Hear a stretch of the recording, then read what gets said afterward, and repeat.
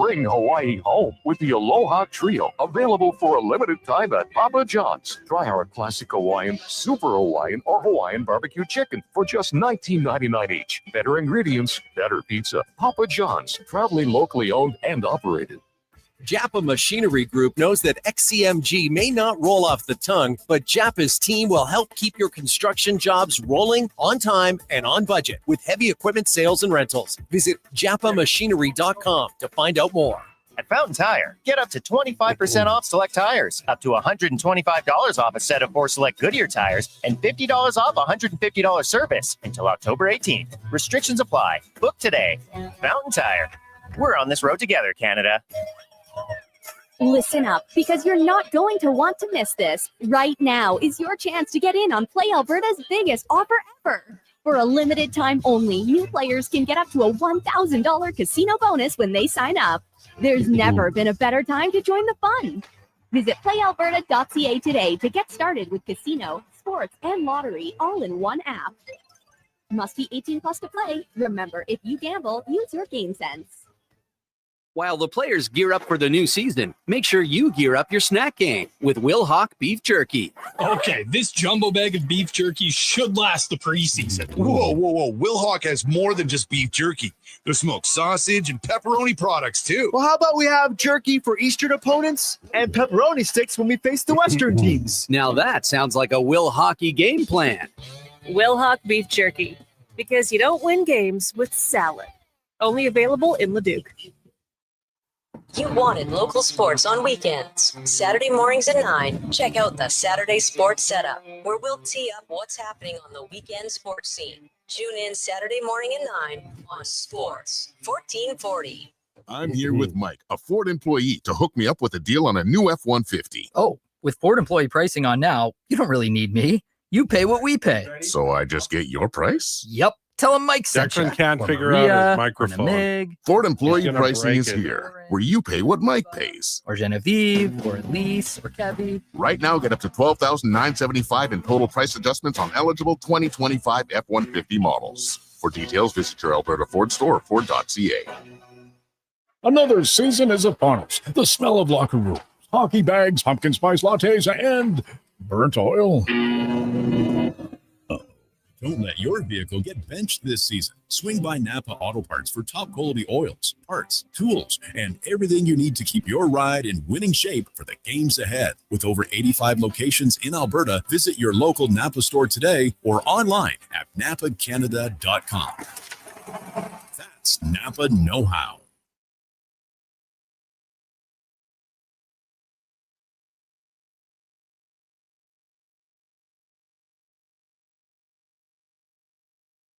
The Lowdown with Lowetide on Sports 1440. Can you fit Sports Encyclopedia on a business card? Presented by Wolf GMC Buick. We're making it easy. WolfGMCBuick.com.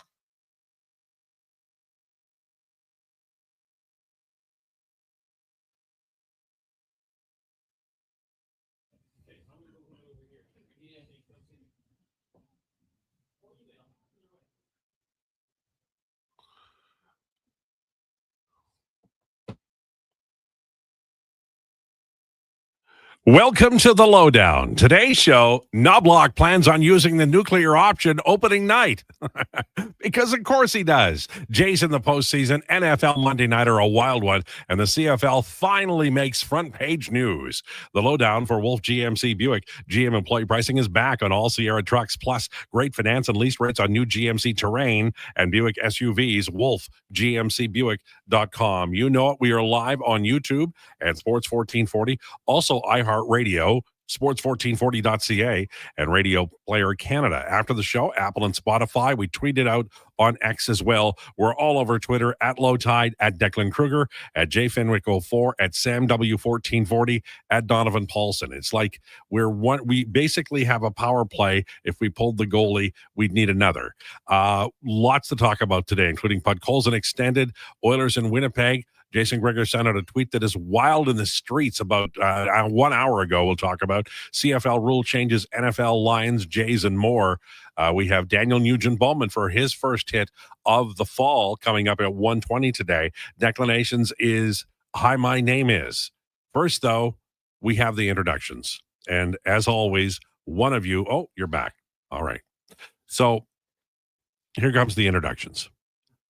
His on-air personality is best described as Mr. Bean with long hair and a booming voice when he does speak. A 5'2" frame you're going to hear about for centuries. It's Sam Wilness, everybody. Sam Wilness. Hello. How are we doing today? I remember the first time you cracked the mic and did an update, I'm like, where's the rest of them to get that voice? You're like little Mr. Dynamite over there. So did you make it through the day? Are you okay? You made it here? You got the bus and everything? Yeah. I only live like a minute away. Oh, okay. All right. His on-air personality is best described as Brad Pitt in Thelma and Louise. He's eye candy for the ladies. His whole life is in front of him. Ladies and gentlemen, it's Josh Fenwick. Josh Fenwick, everybody. Thank you for comparing me to Brad Pitt. Well, I really appreciate that. I know you would ideally would have been Fight Club, but that'll be later in your life. I'm very glad there's not a camera right here right now, so no one can dispute the fact that I don't look like Brad Pitt back here. His on-air personality is best described as if Anton Chigurh from No Country for Old Men worked sports radio. Ladies and gentlemen, it's Donovan Paulson. I like that one. Yeah. I really like that one. It's true. It's true. The only difference is I don't have a horrific haircut. He hated that haircut. Oh, yeah. Have you heard the story? The whole point of that haircut was to make everybody uncomfortable. You know what made me uncomfortable? Two things in that movie. That poor bugger who got out of the car. Like, you know, and then the guy who he said, what are you going to do? We can put that coin back in your pocket?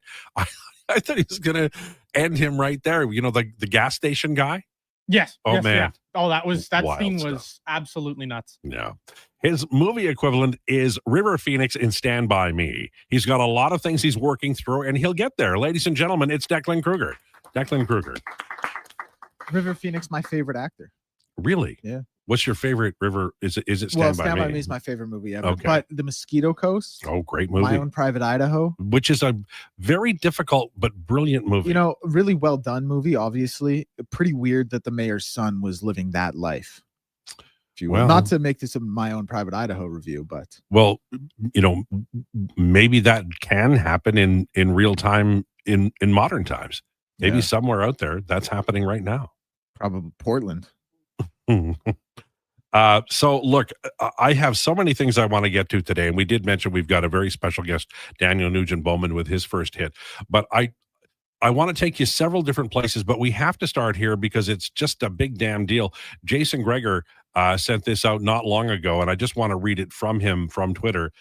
Chris Knobloch outlined his plan for forwards with Hyman out. Draisaitl, McDavid, Frederick will play together. Tomorrow plan is to have the two stars together to start the regular season. Frederick will get first look with them. Nuge will be 2C, and Tomasic and Henrique battle for number 3 center. We'll start with you, Donovan. Early take on that, back to the drawing board, putting the two twin brilliant impact players together. Is this not just missing the plot to you? Yes, it is. I thought he would have learned by this point, but every coach that the Oilers have had over the last, decade, because Connor McDavid and Leon Draisaitl have been a decade now, they always go to this nuclear option when they feel backed into a corner. And the fact that we're starting the season backed into a corner, that scares the hell out of me for what we're going to witness. I just think they're so easy to play with when those two are off the ice at 5-on-5. I don't get it.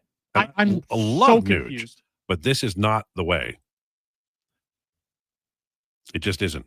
Declan, you have any thoughts on it? No, I didn't. Not yet. I was waiting for you to prompt me, waiting for you to ask me. You guys weren't done your discussion yet. I was just signaling that. Oh, I thought you like wanted to jump chime in. No, I like to. Right now, I want to let you guys finish your Okay. discourse on Well- it. Then, if you ask me, if I'm so graced, then I'll give my thoughts. Well, yeah, and so I want to carry the conversation forward with discussion of what happened last year when they were together and apart, because I do think it's worth a conversation. I just don't think it's worth doing. When they were together at 5-on-5, they had a 63% goal share. 31 goals for, 18 against. McDavid solo was 37-38. That's 49%. That's basically 50%. You wanted higher, but it's not like it's a tragedy. Leon Draisaitl, 34-27, 56%. So Leon solo a year ago is fine. The reason you put those cats together is so that Leon isn't outscored, but he's, for several seasons now, he's been doing just fine. He has. And the reason that the McDavid line wasn't dynamic last season in terms of outscoring was this guy named Ryan Nugent-Hopkins had 3 goals at 5-on-5. And now he's centering the second line. Now, listen, I think Nuge is a better center at this point in his career. I think that's where Ryan Nugent-Hopkins belongs. But I think he belongs on the third line center where you can give him, oh, God, I don't know who you're going to give him as a winger, but he's a better center. And I don't understand going to the nuclear option right away. Like, that is last resort, break glass in case of emergency.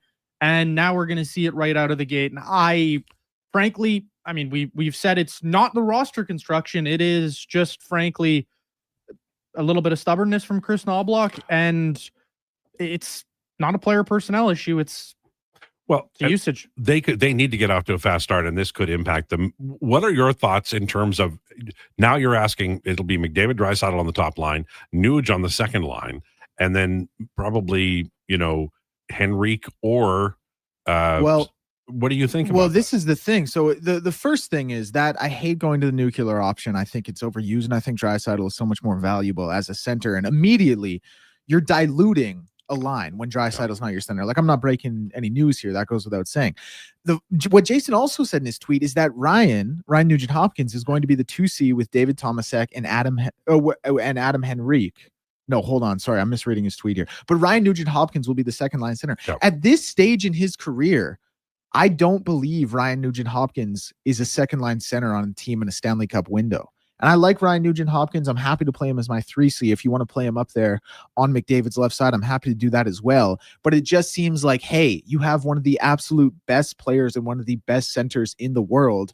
You are taking away from his best skill set when you put him on that top line, and you are diluting that second line. Yeah, I think there's a lot of what was said today that they're dreaming, and I just don't think Nuge. I love Ryan Nugent-Hopkins. Do you see David Tomasek as a center?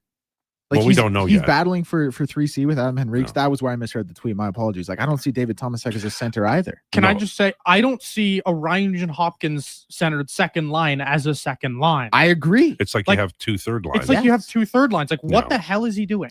You got a heck of a first line in theory, but it doesn't even play out that way more often than not. Yeah, and Nugent-Hopkins. This isn't basketball. You can't run them 40 minutes a night. Like, you got to play your other lines too. Just so everybody knows what we're talking about. Last year at 5-on-5, where the Oilers have been brilliant at scoring over many years, certainly since McDavid and Draisaitl arrived. Draisaitl had a 2.69 points per 60, 2.65 for McDavid. Those are great numbers. Ryan Nugent-Hopkins spending many minutes with McDavid at 5-on-5 was 1.24. So he was on the best line and didn't get a lot done. And I know he had injuries, but the broken hand was like in the final, and they don't know where. I don't remember hearing when he got hurt, but certainly during the most of the regular season, he was fine, just wasn't scoring. And that's a concern. So I think this is the idea that he has, but I think it'll be short-lived simply because we talked all summer about them adding wingers, and this is, for me, the big chief concern I always had. Because now he's already stated his top line. It's Frederick with the 2 twin towers. Okay, we've got that. We've got McDavid, Draisaitl, and Frederick. And now Nugent-Hopkins probably going to have some veterans with him, right? And now we're already on the third line, and we haven't heard about Savoy or Frederick. Or Howard. Howard's probably in the AHL by now. But the concern I have, and I want to address this too, is does this signal the beginning of Savoy getting faded by the coach? Great question. Yeah, it's a good question. That's not my initial thought, but it does bring, because you like Savoy and Nuge playing on a line together in a top 6 role. Like, that does not seem like a line. Draisaitl is perfect for Savoy. And he is. And he loves Podkolzin. I mean, he could easily be his wingers. Like, someone's gonna have to play their offside, but those could easily be his wingers on that second line. It's anyway, we'll talk lots of time to talk about it, but it's amazing. Podkolzin did sign today, and we talked about it before the show. Did he leave some money on the, like, if he scored 20 goals this year, he'd get a lot more money. But it's a 3-year deal. It's his first big contract, and they're using him in a way that he looks good. I think it's probably good for the player, and it could be very good for the team. I think it's better for the player than it is for the team because I think Vasily Podkolzin playing alongside Leon Draisaitl, which was his presumed spot for us, I don't think he's ever going to be in a better showcase spot than that.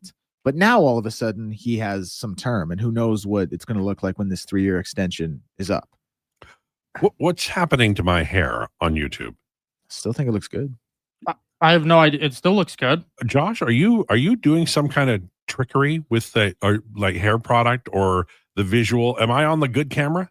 Yes, you're on a good camera. Okay. You know what about this makes me laugh? Is you always say, "What is YouTube doing to my hair?" You're the one that does your hair. This isn't like the camera. My hair looked fine when I left the house. I That's blame you. nice. Did you drive with your window down? But there was a fly in there. Oh, yeah. So this isn't like a camera adds 15 pounds. How many cameras did you eat sort of thing with like, oh, you know, how far back does your hairline recede on camera?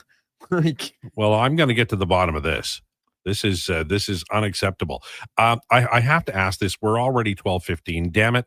I blame Declan for how long this has taken. I do have long answers. Yeah, very briefly. CFL rule changes. Are there still 7 Canadian starters? It's actually 8. Okay. And that is staying the same. Yes. Okay. The Rouge is gone. The 55-yard line's gone. They're moving the post back, and that means you're going to see a lot of third downs at the 35-yard line because nobody can count on kicking that far. Well, if you're third down from the opponent's 35-yard line now, that's a 57-yard field goal. Yeah, and the wind in Canada will either make it or not. Yeah, it's the rule. Listen, I had a good chance to talk about him yesterday. I don't know if Donovan wants to get his thoughts off here. You were ranting. I heard you on the radio yesterday. That's what I'm saying. So Donovan hasn't had a chance to go over It's them quite the deal. I will say, in regards to the rule changes, I think they're excellent quality of life changes. Like, if you want your league to survive, I think these are just smart changes to some pre-existing stupid rules and stupid. Are you calling the Rouge a stupid rule? It was on The Simpsons. Okay, the Rouge, in terms of missing a field goal and getting a point for that, that's a loser point. That is like a participation medal. That's what the Rouge was to me. It was the participation medal for the kid who finished in dead last and just didn't want to go home to his mom. You can win a game crying. with a Rouge. Yeah. It's stupid. I love it. I don't mind a Rouge in the setting of how it is now. How it is now. Like, I have no problem with it now. But the loser point that was the Rouge before with the missing field goals. So you're okay with them punting it through the end zone? I don't really care. I'm indifferent to that. But like, I will say, like, changing the benches off to different sidelines, I think that's a smart quality of life change. There's a lot of changes in here that I think are smart and should have been, just common sense from the get-go, but you never know. And I think the posts to the back of the end zone, I think the eventual changing of the size of the end zones is smart. Like, I think it's smart, but at some point, does it feel like the CFL anymore? I don't know. It just feels like you're trying to be NFL junior, and you're kind of taking out some of the essence that made it the CFL. Declan, you wanted to say something. Then we're going to take a break. No, not overly. Yeah, like the thing with punting it through the end zone is that actually, like, it takes some leg. Like, you got to have a real boot for it. Like that, I was okay with a kickoff going through the end zone for a single point because you got to kick that down ball far. I was okay with a punt going through the end zone for a single point because you really got to put a lot of leg into it with a 20-yard end zone.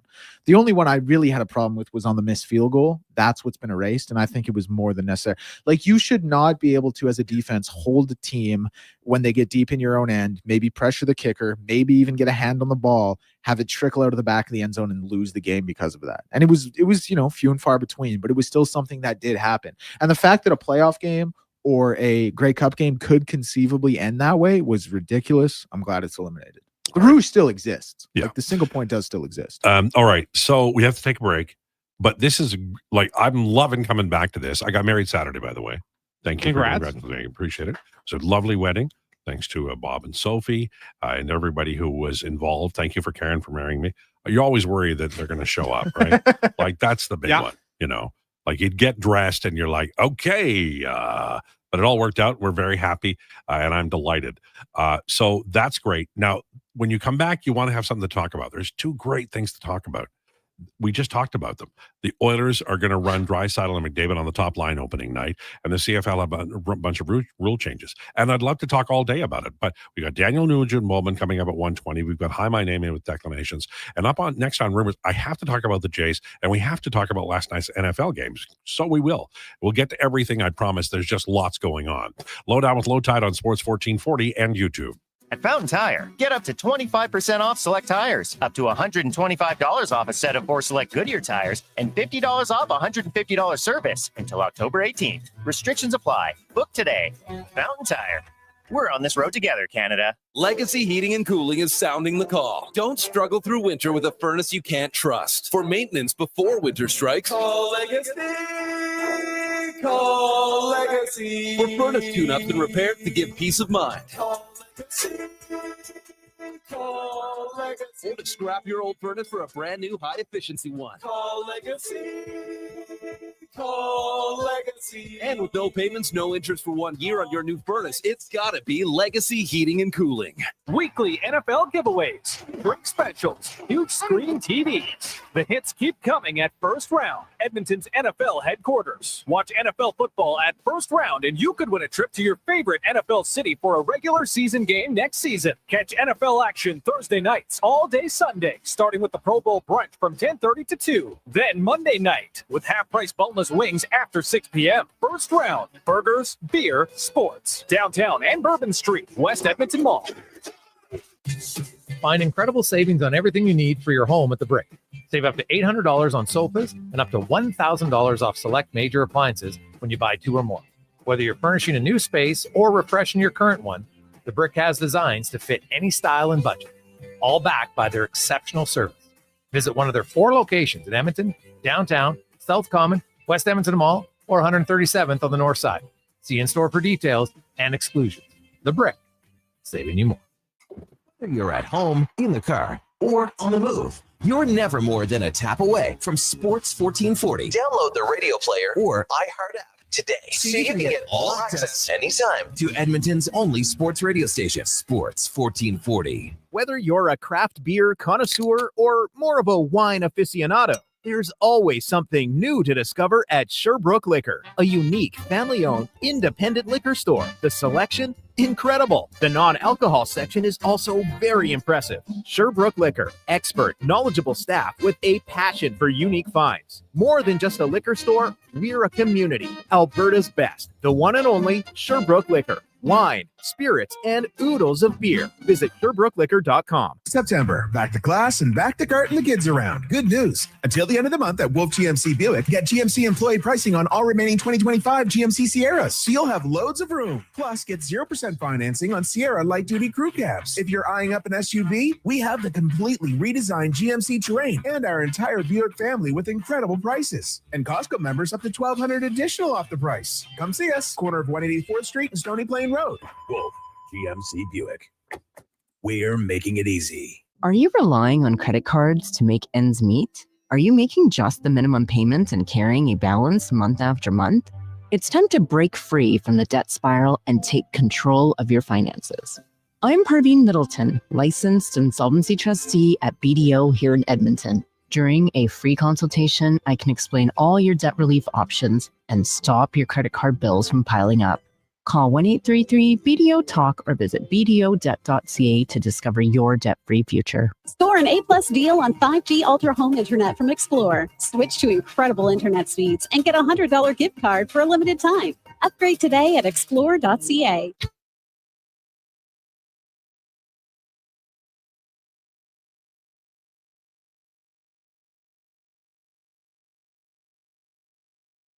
High sticking to breaking down the middle. Here's the Lowdown with Lowetide on Sports 1440. Presented by Wolf GMC Buick. We're making it easy. WolfGMCBuick.com.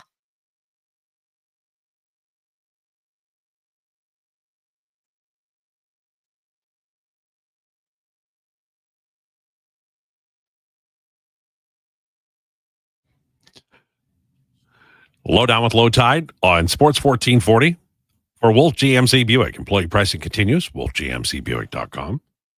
Man, George Strait, Amarillo by morning. Young man, your choices on Twang Tuesday are brilliant. Sam rocks. You're welcome. Time for Rumors, brought to you by Great Canadian Solar. Great Canadian Solar has been helping homeowners and businesses harness the power of the sun for 15 years. Invest in solar and yourself, greatcanadiansolar.com. I really did want to start with the Jays, but I can't because Gregor's back 1 minute ago, tweeting again on Knobloch, and he's explaining his decision to start the season with McDavid and Draisaitl on the same line. Quoting Gregor, quoting Knobloch. When they are playing together, you get a lot more out of the rest of the three lines. That might sound a bit ironic, but others get more ice time that is available when those two are playing 21 and 22 minutes on their own line. There isn't much ice time left for the third and fourth lines, and they often feel left out. My question for you is, who cares?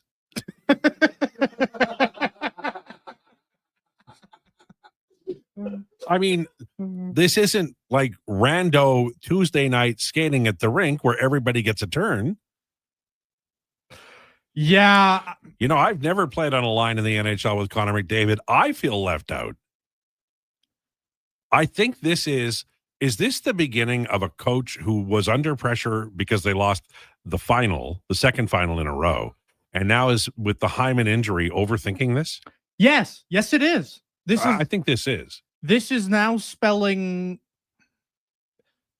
a little concern for the season now for me, based on, I don't remember a coach sounding so out of touch.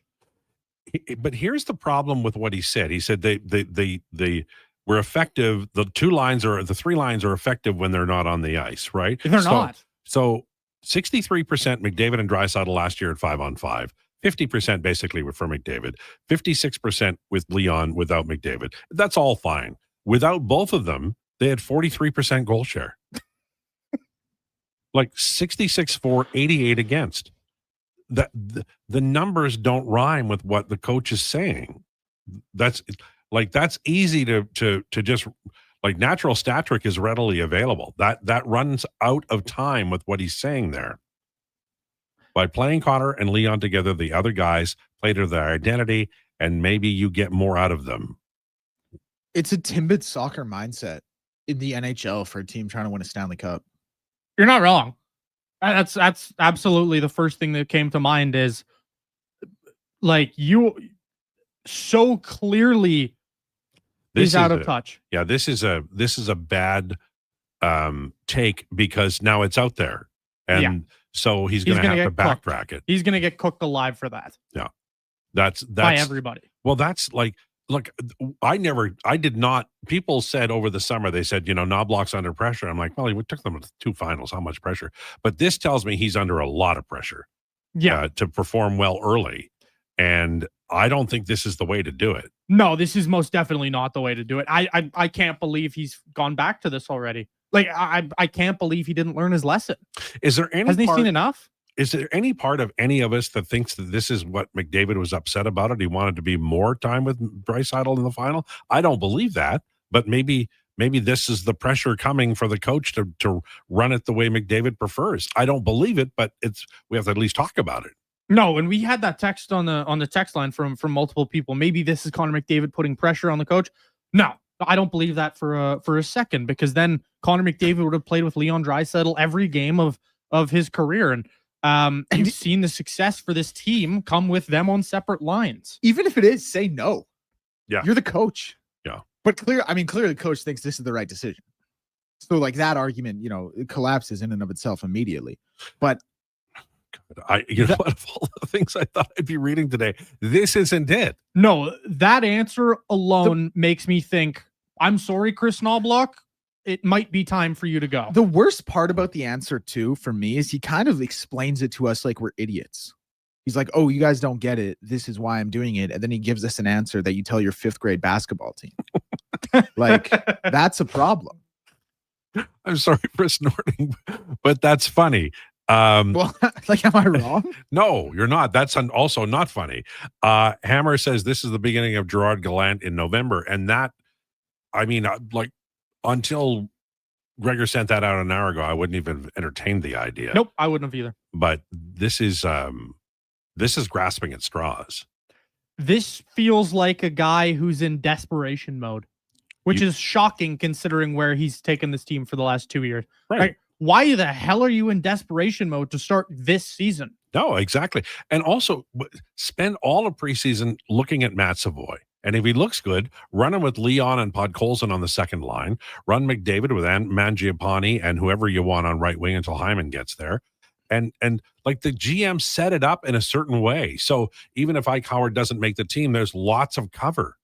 But this feels like they're like, I've seen Trent Frederick play. I think he's better as a winger than a center.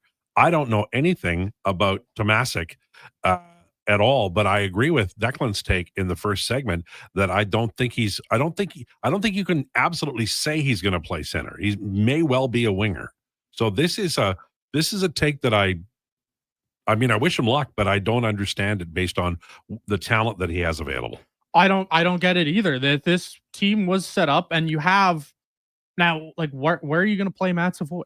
Are you? Well, I mean, third line, maybe with Nuge, but Nuge is not a big guy. Savoy's not a big guy. That's why Draisaitl is good for that line would get bullied. That line would get absolutely eaten. Their lunch money would get stolen every shift. I look at Matt Savoy and I say, listen, putting him next to Leon Draisaitl is the perfect growth opportunity. Just like with Yamamoto. You're looking at a very talented player who had a great junior career, who had a great last season in the AHL. He was an all-star in the AHL in his first pro season. This is a player with a lot of talent. You play him next to Leon Draisaitl for a little bit. If it doesn't work, it doesn't work. But you're at least giving him some growth opportunities, some high-quality minutes with some high-quality talent, and maybe he becomes a really good player for you right away. But playing them together just feels like, remember the McDavid quote from the playoffs? Yeah. We're beating our heads against the wall over and over and over, and nothing's changing. Yeah, and this feels like that. I'm going to read that, and I apologize to Jays and NFL fans. I promise I'll get to you. And we also have declinations coming up, and we have Daniel Nugent Bowman. But again, I'm going to say it again, and then I'm going to give you the playoff numbers. McDavid and Draisaitl together, 65% last year. McDavid, 50% without Leon. Leon without McDavid, 56%. And then the second, third, and fourth lines when Leon Draisaitl and McDavid weren't on the ice, 43%. Now, that's 24-25. Now we're going to go to the playoffs, right? And I think you'll recall that they played these two men together more often in the playoffs as the playoffs went along. So in the playoffs, they were 13-12, 52%. McDavid was, once again, 8-9 goals, which is 47%, which is basically 50. Same with Leon, 6-7, 46%. And the fourth line, in a small sample, 585 minutes, because they didn't play together that much, 585 minutes, they were 64%. He's looking at the playoff numbers, and he's saying that can be the whole season. I don't believe that. This is a different team. It is a different team than they were a year ago in the playoffs. Yep. I think this is a mistake, even with the playoff numbers, because the playoff numbers for the lines without Draisaitl and McDavid, 585 minutes. That's a small sample, 25 goals for, 14 against. He's expecting to get that, but he doesn't have a lot of the players that he had. The defense will be the same. The goaltending will be the same. We're going to talk to DNB about Stuart Skinner coming up at 1:20. We'll obviously also talk about this. But I think Adam Henrique is old. Nugent Hopkins is going to turn 33. You are turning back time, and you're asking those guys to be 27 again, and I don't think it's there. I think that they may try it, but I think it's going to be short-lived, put it that way. Also, like, has he learned? I'm genuinely curious. Like, we'll see what the Matt Savoy usage looks like, but I feel like this is the same old story of they've learned nothing on how to develop a rookie. It's the Broberg Holloway again. I feel like they've learned absolutely nothing on how to develop a rookie. If you're giving Matt Savoy, let's say 12 minutes a night, what is that going to do? Nothing. Zero. And especially if it's not with Leon. You're just going to stall him out again, which we've seen over and over and over and over. The reason you play rookies in October is that if you do, then they're not rookies in May. That's why you do it. And if they're not going to play him, he'll be a rookie all year again. If you're this Oilers team, you have time. You have time to not be desperate out of the gate and go immediately to the nuclear option. You have time to waste. Like, realistically, how much does this first couple of weeks matter? It doesn't, because you're still going to make the playoffs. You still might win your division, or you'll finish second or third, and you'll make the playoffs. Really, the first couple of weeks doesn't matter. See what you have in the player. Hell, first month, as we've seen, doesn't really matter. I don't get it. Rig says, do you think Knobloch is putting this out there just to watch media types lose your minds? No, because he owns this now. This is his idea. He's putting it out there just to get us. I don't think that's happening. What's happening is it looks like he's going to. Todd McClellan did it. Every coach after did it. It's the safe play. I'll put these two cats together and they'll score a bunch, and they will, and they'll outscore. But you give it all back afterwards. And they didn't, I love Trent Frederick, but I don't think he's the answer at center. I just don't. And I don't think Tomasak is either. So you're going to end up with Nuge and then probably Henrique. And then I hope Noah Philp, but maybe it'll be Curtis Lazar instead as the fourth line center. Maybe 2 Cup final losses and most amount of time trailing ever in a Stanley Cup final last season tells the rest. Well, I mean, the top McDavid Draisaitl together in the final. I'll look it up during the break, but they got fed during the final. It was like a lot of goals against and not many for both of them. They struggled during the final against Florida. Everybody did, but that text was in response to a first-time texter. Okay, Chris Knobloch potentially. Yeah, we don't know. We don't know. You guys with all your NHL coaching experience calling Knobloch an idiot. Absolutely hilarious. We didn't call him an idiot. We're just concerned that this is his take after, let's review. What did the GM do all summer? How many centers did he get that are NHL experienced, bona fide, legit centers? None. That would be 0. You got Curtis Lazar. Yeah, well, you're right. And he was hurt all last year. And he's a fringe fourth line center. And if you're making decisions about Tomasak this early about him being a center, chances are you're going to be disagreeing with yourself by the end of camp. That was strange comment by the coach today. Because here's the other thing. Like the McDavid and Draisaitl line, obviously when you have two players with that much talent and that good at what they do, there is obviously potential for that line to come out and be great. Yeah. And it probably will be in, for stretches, overall totals, etc. But it still dilutes the other 3 lines significantly. Amen. Like that's what it's about. It's not necessarily about McDavid and Draisaitl not producing. They're so good. Of course they will. It's about the other lines that have to play the other 40 minutes a night not being good enough. And the really irritating thing about it is Podkolzin is best with Draisaitl. Savoy is not going to be able to play with Nuge, and Henrique is too slow to play on a skill line. And so what you're left with is Savoy playing a partial role that's no damn good for him, as Donovan talked about. And Howard, we don't even have to talk about him because he'll be in Bakersfield. I'm just surprised at some of the people defending the decision, because we're catching a little bit of heat. We got another text in that was like, how many cup finals have the 3 of you been to? Things like that. So I'm just curious, what defend the decision then. Defend it. If you all you guys defend the decision and explain also, Oh. it to me. If your second and fourth line is a negative 20 goal differential, it was something close to that. As near as makes the to difference. 88, whatever. Yeah, as near as makes the 43%. Yeah. If you're about a negative 20 goal differential when those two are playing together on lines 2 through 4, is that good? Tell me, please enlighten me. You're losing games. You're losing games in the minutes that McDavid and Draisaitl are off the ice. And here's the thing: that's 40 minutes. It may work out great, and we're all wrong. And we'd be happy to do that because then that means the team is playing well. We'd be more than happy to be wrong.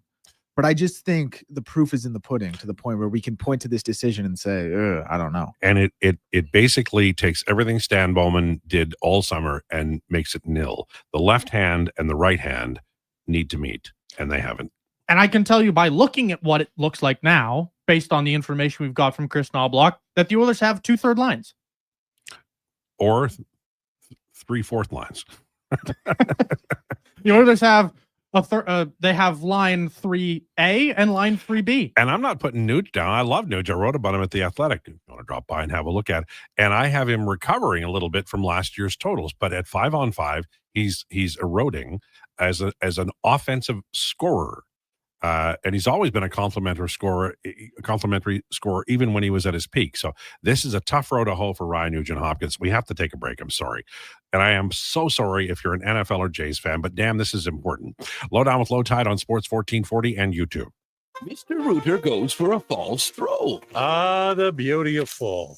These leaves are crunchier than that calcified shower head I replaced this morning. And the earthy yellow oranges and browns are as colorful as the wad of hair I pulled out of the shower drain. Ugh, Mr. Rooter, can we talk about something else? Well, I'm sorry. I didn't realize you didn't like fall. You look about as sour as the sewer line I unclogged yesterday. For a plumber you'll truly fall for. Call Mr. Rooter. Come for Canada's largest trade shows, the biggest names in entertainment, exhilarating sporting events, and more. Stay for the experience at the Edmonton Expo Centre. TNA Wrestling makes its explosive debut at the Expo Center on Friday, September 26th and Saturday, September 27th for back-to-back nights. Buy your tickets online today. Learn more about what's happening at the Expo Center by visiting the calendar of events online at edmontonexpocenter.com today. Ugh, seriously, another door knocker? I really want to go solar, but these high-pressure tactics are exhausting. And their prices are unbelievable. Before we do anything, let's call Great Canadian Solar. There's a better way to go solar. Great Canadian Solar provides honest advice and fair pricing to save you from overpaying. They're easy to deal with and will never put pressure on you to buy. As a trusted local business for over 15 years, Great Canadian Solar will support you in your solar journey. Visit greatcanadiansolar.com and call today to get started. Edmonton Elks Indigenous Celebration is back, presented by No Frills. September 27th versus the Saskatchewan Roughriders, featuring Indigenous dance and drum halftime performances, pregame makers market, and the unveiling of our brand new Indigenous gear. Tickets at goelks.com. I'm a little hungry. I've got booster balls from Booster Juice. Booster what now? Booster balls. They're little protein bites packed with nutrients. Chewy, crunchy, yummy, and new flavors all the time. Like this little guy, the new mint chocolate booster ball, peppermint cocoa, coconut, peanut butter, maple syrup, all rolled up into a delightful little bite-sized snack. Why am I just hearing about this now? I don't know. Can I have one? No. Booster Juice, Canadian born, blending since 1999.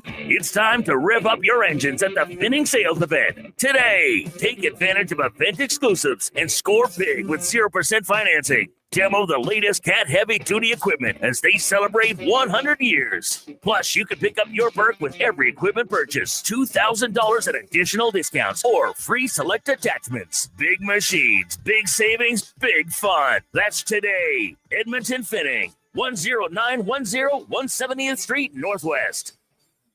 Stop juggling lowest bid contractors, because at Wetaskiwin Ready Mix, one call does it all. From concrete supply to cribbing and pumping, we've got your project covered. Locally owned and operated, Wetaskiwin Ready Mix is proud to deliver on spec and on time every time, because we know quality concrete isn't cheap, and cheap concrete isn't quality. Send Wetaskiwin Ready Mix your blueprint. We'll handle the rest. Wetaskiwin Ready Mix, 780-352-4301.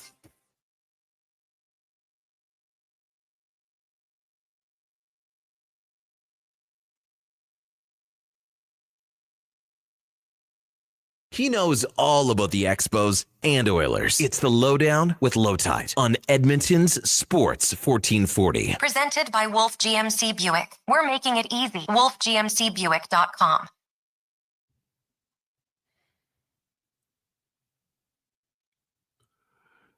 Lowdown with Lowetide on Sports 1440 for Wolf GMC Buick. Employee pricing continues at WolfGMCBuick.com. So, this is the Oilers Knobloch Hour. This is from Loudmouth Hemsky fan number 1 on my blog, who's been posting on my blog since Hemsky played.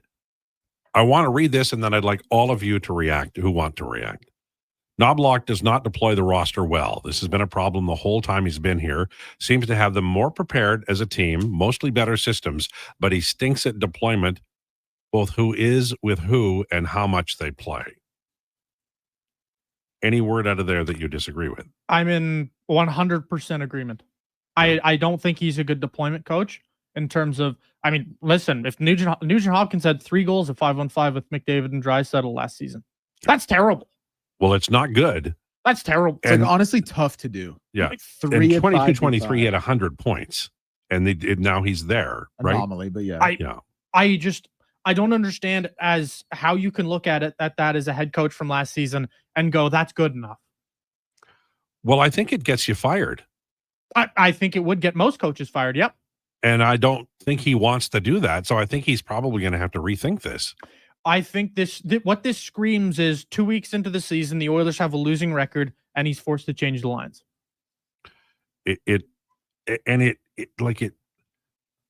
I should have thought about it when they were talking about Frederick at center. Frederick is not, he's more effective on the wing. He just is. He's a rugged winger. He can play center, but I don't think that's where he's going to play most of his time. So Hyman's out. We get that. If you play Nugent Hopkins at center on the second line and you play Henrique the third line, the wingers that are going away are going to be like Frederick, Mangiapane, Kasperi Kapanen, Tomasek might be a center, Podkolzin. Savoy is going to be on the third line and Howard's going to be in the AHL, and that's fine. But that's not advancing those players, and they will not be ready to help you in the spring in the playoffs. If you're playing Matt Savoy to start your season and you're giving him bottom 6 minutes, all you're going to do is you're going to ensure that you need to go out and add a player at the deadline to fill his spot. You're right. You have to trade him and a pick for something that you can use. Or you just have to acquire a player to fill his spot for the playoffs and he can sit in the press box. That's what that does. But that's such a bad use of assets, man. It is. Like, here's the thing. I've talked about this before. If Matt Savoy isn't your guy, then that's fine. Then you shouldn't have traded for him, but you did. Now you have to move him along. But you have to. Sam Pollock used to have players that he didn't consider to be long-term players, and he'd play the hell out of them. Why? Because that would increase their trade value. Not playing Matt Savoy is just watching a beautiful opportunity die on the vine, and I do not understand it. It was like playing Dylan Holloway on the fourth line. Yeah, or Broberg in the AHL. To a point, Broberg was blocked. Broberg was absolutely blocked. Yeah, but playing Dylan Holloway on the fourth line over and over and over was inexcusable to me. I never understood that usage. It was like he made the roster, then Dylan Holloway was left over, and he's like, or made the lines, and Dylan Holloway was left over, and he was like, oh, right, gotta play him too. And you know that Tom Rennie, to his credit, he admitted that he lost Magnus Pajärvi when Nuge came up in 2011-12. They had so many young guys. They had Taylor Hall, Jordan Eberle, Linus Omark, who was in the picture at that time, Magnus Pajärvi, Svensson, and a bunch of other wingers.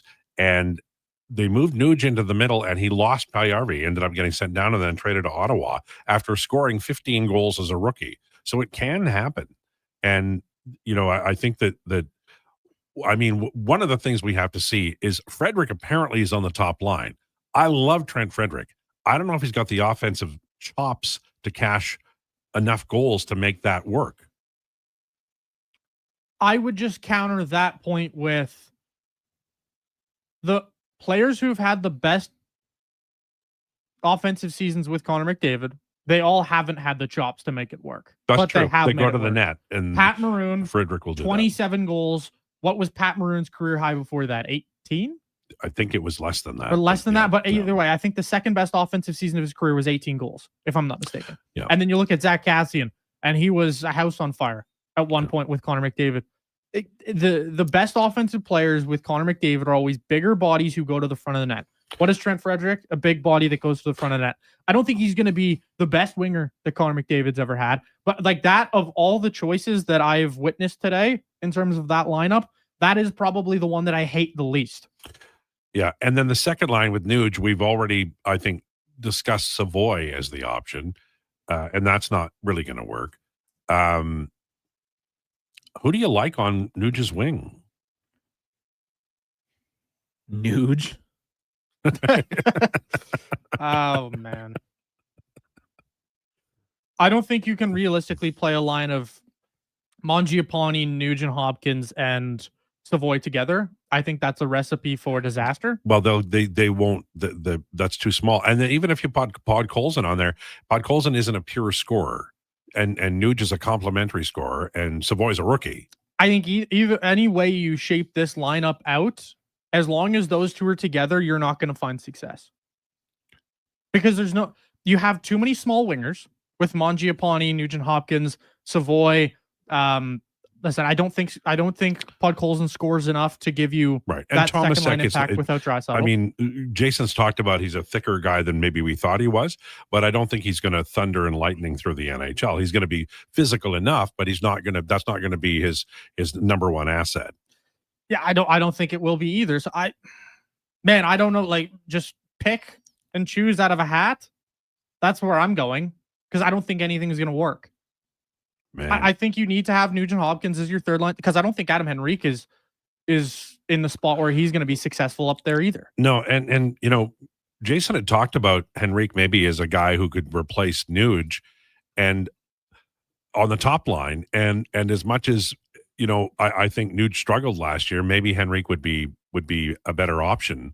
But this to me feels like not necessarily panic, but it feels really early to say this out loud. That's how I feel. Yeah. It feels desperate is the word I'm going to use. That's fair. It's not panic, but it is desperate. And it just, there's signs for me when you feel like a coach is starting to feel desperate and feel like he is potentially on the hot seat. That's exactly what this feels like to me. Yeah. I don't like how this feels. It does feel like Chris Knobloch is rejecting Stan Bowman's summer. I don't know how you look at it any other way. And that's not a good place for a coach. Because this is very clearly them at odds with how one guy's built. This is Billy Bean and who was it? Was it Art Howe? Was that the manager that? Yeah, Art Howe. Yeah, that's by the what way, that is. Brilliantly played in the movie, by the way. Well, Philip Seymour Hoffman. God, he was good. He could do anything. Yeah, he was a great actor. Yeah. This is the other thing. Like I said, it may work, and we may be wrong. We'd be happy to be wrong, but with all the evidence we've seen, like I don't know how people can come to the defense of this decision. I think it's easy. We've reacted strongly, and it's sports talk radio, so people are pushing back. And you know what? Understandably, the coach has a lot of fans because he's taken them to the final 2 years in a row. But it would be irresponsible of us, I think, to say, "Hey, great idea," because none of us do think it's a great idea. No, and also I would counter with there's a lot of people that he lost his fans based on how he handled the Stanley Cup final. Yeah, a lot of people on our text line are saying Chris Knobloch lost them the Stanley Cup final, which I'm inclined to agree with. Not a great start for Chris this season to me. But do you think that there's like the pressure of getting a fast start because of the McDavid thing is sort of making itself felt here? Like, for sure. Is that what it is? I think that's part of it. Like we got to get up to a fast start, and this is the way they're doing it. And I don't agree with it, but I mean, it's possible. But I think if as a coach, if you think the best chance to get off to a hot start is them together, I don't think you've really done your research, to be frank. Yeah, it's. I don't think it takes a rocket scientist to figure out that your lines 2 through 4, when they're together, just aren't good enough. Well, and especially because you're sort of sabotaging them. Like I don't mean that as I know that's an unkind word, but I think that if you're taking Leon from the second and third and fourth line, you really are compromising those three lines. They're not going to be able, because the second line is going to play against elite competition. Yep. And they're going to get caved. The second line is going to get absolutely caved. Absolutely. It's when you look at that second line and it's a third line. Like that is I hate to use this as an example, but I'm looking at this and thinking, what is the difference between what we're going to watch and the Seattle Kraken? Obviously, it's going to be the top two. The top line is vastly different. But after that, I would rather just be the Seattle Kraken. Well, and there's truth to that, because they're not, the Kraken are a team that they're trying, but nobody expects them to waltz into, Denver or Edmonton or Dallas or Florida, either Florida team, and walk out with a 6-2 win every night. They're not there. They may be there at some point, but they're not there now. This is the final. This is the 6 games of the final last year. McDavid and Draisaitl together, 1 goal for and 5 against at 5-on-5. McDavid solo, 2 goals for and 3 against. Draisaitl solo, 3 goals for and 4 against. And the fourth line away from were 4 goals for and 4 against. So the Draisaitl McDavid line in the most important 6 games of this calendar year were 1 goals for and 5 against Florida. And that's now they were beaten up. It was a long series. Florida is a tough team. I get all that. I don't see the logic and reason based on what Stan Bowman did this summer of this particular move, unless they really believe Tomasic is going to get the third line job and do a hell of a job with it. But that is a stretch based on how little we've seen Tomasic and how much we know about Ryan Nugent-Hopkins and his fade offensively in the last 12 months. And to my Kraken point, it's like, would you rather have 2 third lines or 2 second lines? Yeah. The Oilers right now look like they're going to have 2 third lines, and it comes down to not good enough. And he talked about in the Gregor piece, and obviously Jason will be talking about this today, and we'll talk to Daniel Nugent-Bowman in hour number 2. But they've gone through the process of it, and this is their answer. And so if the top 4 centers are McDavid, Nuge, Henrique, and let's say Philp, and Leon Draisaitl's one of the wingers on the top line, then they're going to have to put some guys on waivers that are higher up the depth chart than we thought on the wing, like not just Janmark. It's going to be a wild training camp here in Edmonton. Maybe we'll see some trades. All right, 12:55 on the way. More on this. We will try to get to the Blue Jays in the NFL. Daniel Nugent-Bowman coming up, and Hi, My Name is Declinations coming up at 1:40 today. Lowdown with Lowetide on Sports 1440. And time for an update with Sam the Intern. This is a Sports 1440 update.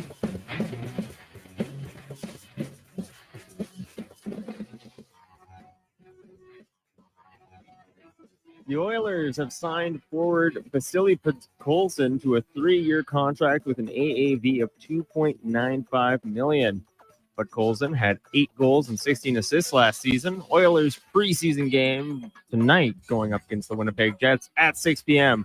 Some other games happening in the NHL tonight. Flyers taking on the Canadiens, and the Senators heading off to Toronto to face off against the Leafs. Finally, the Kraken taking the ice tonight against the Flames. Lots of games in the MLB today as the Jays look to hold on to the top of the American League as they take the field against the Red Sox tonight at 5:07. Yankees look to defend home against the White Sox starting at 5:05. And the Tigers are heading to Cleveland to look to get a win over the Cleveland Guardians. In the NFL, rookie quarterback Jackson Dart taking the starting spot on the Giants as Russell Wilson has been benched after their Week 3 loss against the Chiefs. Former Bengals running back Rudy Johnson has passed away earlier today. Johnson had an all-star career with 49 touchdowns and over 5,900 yards. WNBA playoffs getting underway here at 5:30 p.m. as Mercury head out to Minnesota to take on the Lynx in Game 2 of the semifinals. And the Fever look to wrap up their series against the Aces. And this has been Sam Wilness with your Sports 1440 update. Sports 1440, Stingray radio station. CKJR broadcasts from West Edmonton Mall and Wetaskiwin. Download the free Stingray music app and listen wherever you go. At Leading Edge Physiotherapy, we believe that life shouldn't hurt. Now, that doesn't mean that we don't know that sometimes it really hurts. I mean, we've seen people at their worst moments in life, when they feel they have nowhere to turn, or at a time when they felt like their problem just wouldn't ever go away. We've also seen people who thought to themselves, it'll just go away on its own, or this is no big deal. I don't want to bother anyone about this. Don't know where to turn to, or think it's no big deal? Either way, we have the technology, techniques, and skills to help you get back to it, whatever your it may be. Life shouldn't hurt. LeadingEdgePhysio.com. Experience a season of superior luxury, performance, and savings. The Fall Experience event is on now at Volvo Cars Edmonton. The all-new redesigned 2026 XC90 is here. Come drive one today. You won't be disappointed. Finance or lease a 2026 XC40 from 1.99%. And right now, you can save $7,500 on remaining 2025 XC60s. The Fall Experience event is on now at Volvo Cars Edmonton. Great vehicles, better service. Visit volvocarsedmonton.com. Excavators, loaders, lifts, compaction equipment, and more. Find the XCMG construction equipment you need. Available for rental or sale at Japa Machinery Group. Japa, helping build Alberta from the ground up for 50 years. Visit japamachinery.com. At Fountain Tire, get up to 25% off select tires, up to $125 off a set of 4 select Goodyear tires, and $50 off $150 service until October 18th. Restrictions apply. Book today. Fountain Tire. We're on this road together, Canada.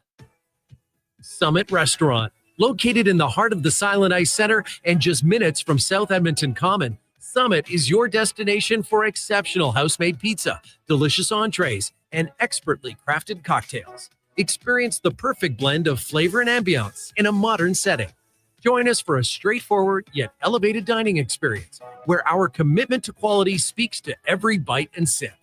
Make Summit Restaurant your next night on the town. We're Johnson, whoa, whoa. Proud to be local and family owned. Got your experience to speak for the day. With Johnson, whoa. Striving to bring you a comfortable home. With Johnson, whoa. Stop juggling lowest bid contractors, because at Wetaskiwin Ready Mix, one call does it all. From concrete supply to cribbing and pumping, we've got your project covered. Locally owned and operated, Wetaskiwin Ready Mix is proud to deliver on spec and on time every time, because we know quality concrete isn't cheap, and cheap concrete isn't quality. Send Wetaskiwin Ready Mix your blueprint. We'll handle the rest. Wetaskiwin Ready Mix, 780-352-4301.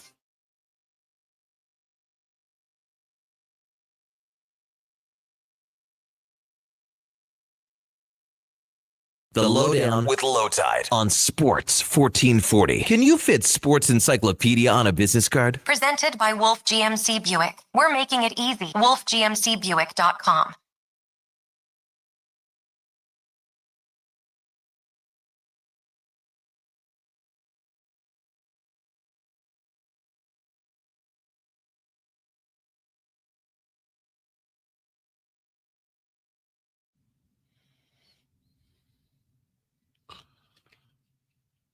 Lowdown with Lowetide on Sports 1440. There are no Cowboys in this room. We're brought to you by Wolf GMC Buick. Employee pricing continues.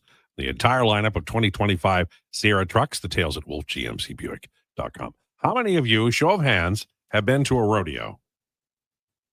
All right, I've been in a rodeo. What did you do in the rodeo? Barrel racing, and I was a kid. Because barrel racing is a women's event, but I was like 6, and then I did this thing called the hide race, which essentially you lie on like an old cowhide and you let a horse drag you around the arena. Right. Well, and you, if it comes to anything about lying, you'd be good at that. No, that's true. Yeah, that's real. Wood Mountain Rodeo, Wood Mountain, Saskatchewan. I'm sure someone out there on the text line will know about the Wood Mountain. Probably Rodeo. There's video of it. Young Declan Krueger. It might be on a camcorder somewhere. Probably hitting another wall after being pulled. That was a head hit. All right. So Knobloch, this is via Jason Greger's article in OilersNation.com, talking about Matt Savoy. It's important that he's put in a position to have success without having too much pressure. We can always move him up in the lineup. There'll be stretches where he's not playing his best, and then you have to move him down. And I don't think that's good for the long run. I think it's good to start lower and then move up. He's played really well thus far. I can see him on special teams, both units. And if he's on both units and playing on the top line, that's probably too tall an order for a guy just coming into the league. If he provides offense and contributing on the lower line, that'll be really good for us.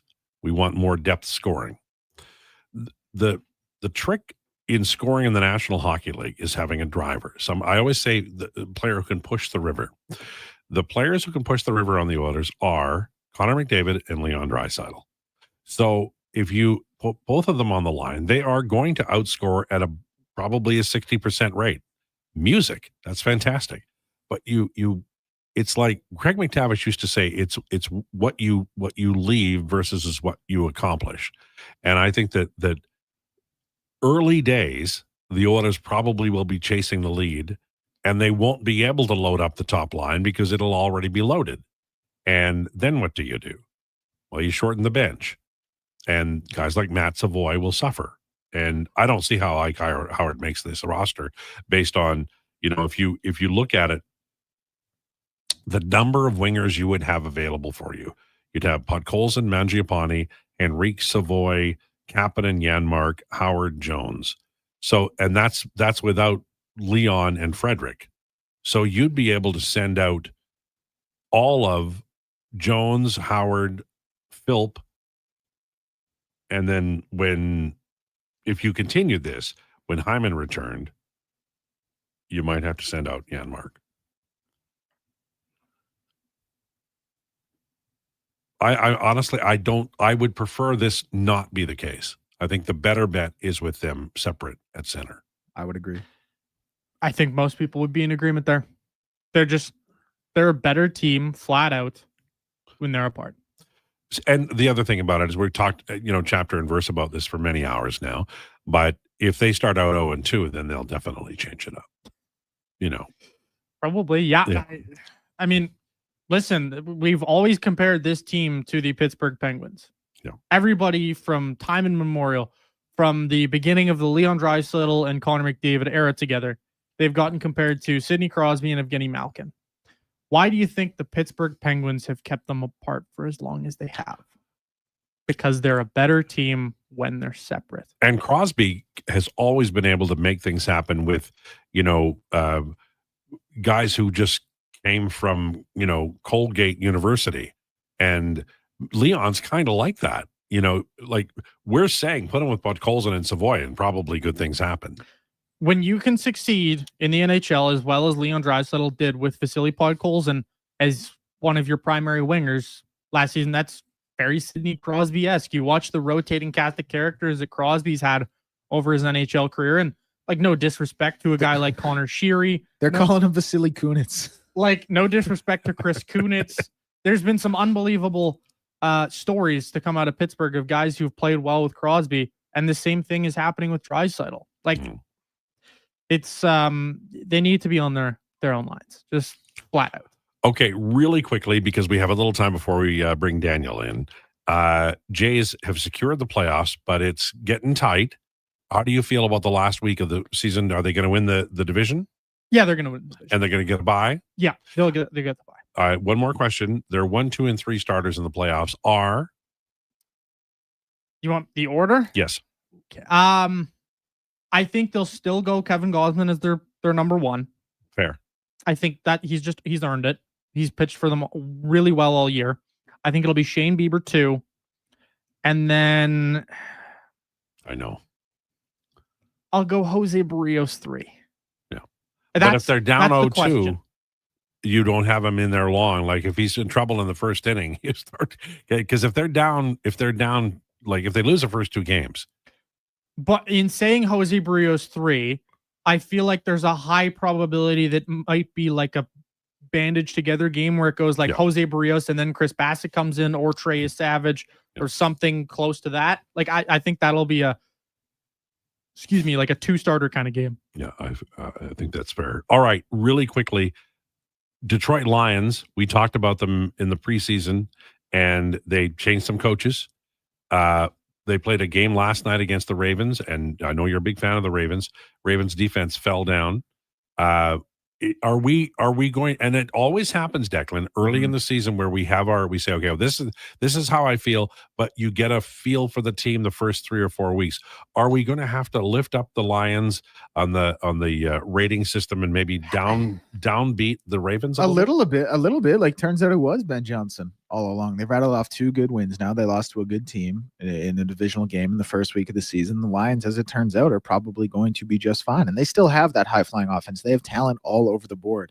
If it's not Jameer, it's David Montgomery. It was both of them last night, actually. But if it's not them, it's, Amon-Ra St. Brown. If it's not him, it's Jamison Williams. If it's not him, it's Sam Laporta. Like, there's just offense everywhere. The Ravens are the interesting one, because here's another funny one. The Ravens and Chiefs are going to play next week, and one of those teams is going to start 1-3. Wow. And the Ravens, who I think all of us would agree we thought they had a strong defense, have now given up the most points in the NFL through 3 weeks. They've given up 97 points. They obviously are a 1-2 team. They've given up over 40 in both of those losses. And the Ravens have always had the makeup of a team that Lamar will do what he does offensively to get you wins, and the defense has to do their part. And right now, the defense is not doing their part, and quite like Derrick Henry is fumbling the ball every time he touches it, and there just doesn't seem like there is enough offensively to get it done. So also protect Lamar. My goodness, like I know he's mobile, but still, what was he sacked seven times last night? Yeah. Come on. Do you because I always, like they're getting older. Their tight end is old. But I feel like there's a bunch of people out there are going to blame Taylor Swift anyway. So how much of this, if this is a downfall, a real downfall for the Chiefs, how much of this is just getting old? Well, that's interesting. That's certainly a factor. Not Xavier Worthy, Rashee Rice not being there. That's another factor. Not really having a running back. That's a factor. And just Pat Mahomes' regression, like that's a fact. Like he is not the bona fide undisputed. But is that part of aging too? Because he's not old. Like it's just a lot of miles. 29. Yeah, he's not that old. A lot of miles. Yeah, but it's not like hard earned miles, like a Lamar or a Michael Vick back in his day, or a Andrew Luck or Joe Burrow who gets sacked all the time. Like it's been pretty good, consistent football. Yeah, and he runs out of bounds. So yeah, and sometimes he truck sticks defenders. Yeah, and then gets mad when they touch him. But that's which is always funny. But I just think it's less about age for the Chiefs, and it's just about makeup of the team. And also, like they've won the division for 10 years in a row. Like all good things come to an end. I'm not saying this is the end of the Chiefs by any stretch of the imagination. I still think they're going to be a playoff team because I think the AFC is weak. I still think Mahomes is pretty much any time Mahomes is your quarterback, he's going to be able to keep you in competitive situations and allow you to be in games you can win. But I just don't think it's the 15-2, 14-3, pencil them in the Super Bowl that we've come to know for the past couple of years. Is part of you upset because your Bills will never be able to beat the Chiefs at their peak now that they're no longer at their peak? Man, I don't care. You'll probably run the show. I don't care if we beat them when they're washed up. I just want to win. He who laughs last laughs the hardest. I know. I'm an Eagles fan. The funny. That was a cold line. I'm just saying. How come you're not on? I don't see you on the. Oh, there you are. Okay. All right. You have a beard. You've grown it in. Always had a beard. No, but it's more now. It's a. Not really. Not really. Did you start growing it when you started calling every day to Chris Knobloch and telling him to play Draisaitl and McDavid together on the same line? You know what? I've actually grown this for. It's been about 5 years now. I've been growing this really since COVID, I guess, even a little bit before that. But to the Chiefs, the only thing I want to touch on the Chiefs is I think it's just a clear lack of talent. There's a lot of that. Well, you run out of draft picks. You do. But it's not even just running out of draft picks. It's like everybody. You look at without Rashee Rice and Xavier Worthy, that receiver room has no talent. Tyquan Thornton looks okay, but yeah, he's not the best guy in the world. It's a lack of talent mixed with Pat Mahomes forever. Like as we had always known him, had a unique kind of uncanny ability to elevate everyone else that we don't see as much anymore. I think that's also just the fact of when you have players who clearly lack talent, it's pretty damn hard to elevate them. Like Thornton was a practice squad guy. Yeah. He's not good. He's playing well, but he's not. I don't think he's any good. Yeah, that's I look at that receiver room without Rice and Worthy and think that is probably the worst receiver room in the NFL. I look at the running back situation and I think, can anybody break off a 10-yard run? I mean, seriously. Yeah, like that's a guy. But you can address that in the middle of the season, right? You could trade for a running back. Somebody's got an extra one. Yeah, but. They're not really like that run heavy of an offense either. Like you wouldn't give up an asset to maybe be slightly better than Isaiah Pacheco when you don't like really need that as a focal point of your offense. Like, I hate to say it for Pacheco because he's a good guy. He's got an inspiring story, but I think it's over for Isaiah Pacheco. And he is the most hilarious tale of like, this is the guy who is a 7th round draft pick. It has been making no money for his career, gets used up, and is going to be out of the league in 5 years and make no money and have nothing to show for it. Like he is the textbook case of it, but that's probably what it's going to be. So Baxter Holmes, this day keeps getting bigger with stories that are worth discussing. So we're going to do this real quick and we're going to take a break. Baxter Holmes, senior NBA writer for ESPN, 16 minutes ago, writes, the Phoenix Suns, while facing several lawsuits from current and ex-employees, told employees this spring that in order to retain their jobs, they needed to sign an agreement limiting their ability to sue the team. Team sources told ESPN. So it's going pretty well over there in Phoenix. Just look, you're all suing us. You got to stop. It's always great when the team comes out when making employees re-up on their contracts and says, hey, you can't sue us, by the way. That's always a great place to be. We're not going to change internally, so we have to institute this policy. Wow. It just keeps getting either funnier or not funnier as time goes on. They're in such a bad spot. Wow. Well, they've won so many championships, though. No. They haven't. All right. Daniel Nugent Bowman is on the way. And then we have Declanation's Hi, My Name Is. What is the subject matter today, sir? Comes right up here from the old Declan brain. We have a hockey player. Oh, good. Retired? Current. Gordie Howe. Current. Gordie Howe. Yes, it is Gordie Howe. Daniel Nugent Bowman on the way. Lowdown with Lowetide on Sports 1440 and YouTube. Edmonton Elks Indigenous Celebration is All right, back. Sam, Presented- record these bad boys. Thank you.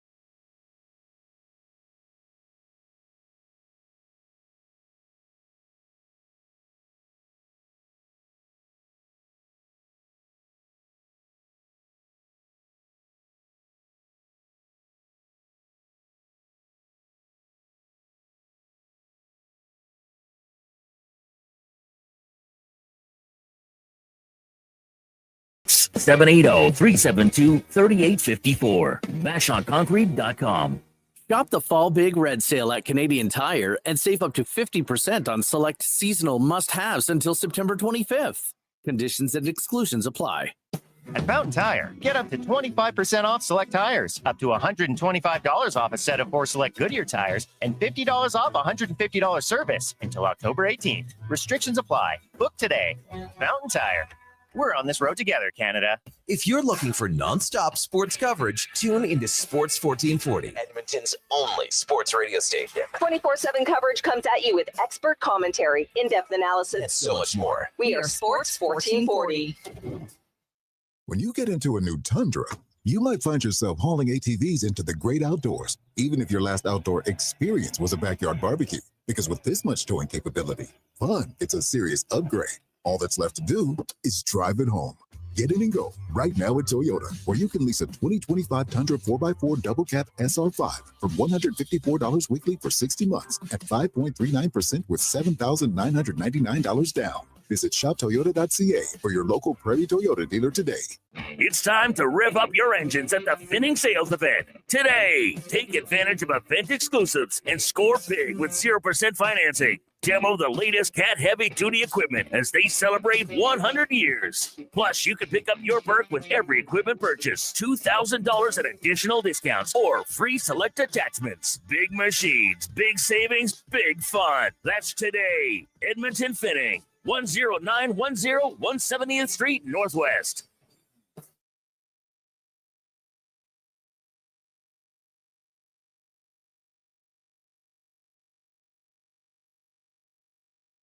The Lowdown with Lowetide on Sports 1440. Author, musical connoisseur, sports know-it-all. Yes, a man for all seasons. Presented by Wolf GMC Buick. We're making it easy. WolfGMCBuick.com.